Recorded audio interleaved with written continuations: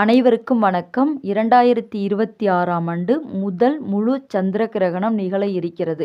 March 3ஆம் தேதி செவ்வாய்க்கிழமை அன்னைக்கு. நேரம் அப்படின்னு பார்த்தோம்னா மாலை 3:20 தொடங்கிடுது.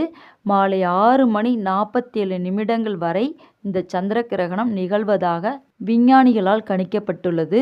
இந்த சந்திர கிரகணம் இந்தியாவில் தெரியும். இந்தியாவில் தெரிஞ்சாலே தமிழ்நாட்டில் அதனோட தாக்கம் கொஞ்சமாவது இருக்கும். அதனால் கர்ப்பிணி பெண்கள் ரொம்ப சேஃபாக இருக்கணும், வீட்டுக்குள்ளே இருக்கணும். குழந்தைங்க, உடம்பு முடியாதவங்க, அதாவது உடல்நிலை சரியில்லாதவங்க, வயதானவங்க இவங்கெல்லாம் வீட்டிலே இருக்கிறது ரொம்ப நல்லது. அனைவருமே சந்திர கிரகணம் நிகழக்கூடிய நேரத்தில் வீட்டிலே இருக்கிறது நல்லது. அந்த நேரத்தில் உணவு சமைப்பது சாப்பிடுவதை தவிர்த்திடணும். இப்போ தான் பிப்ரவரி 17ஆம் தேதி சூரிய கிரகணம் நடந்து முடிந்தது. அடுத்தது இப்போ சந்திர கிரகணம் வர இருக்கிறது.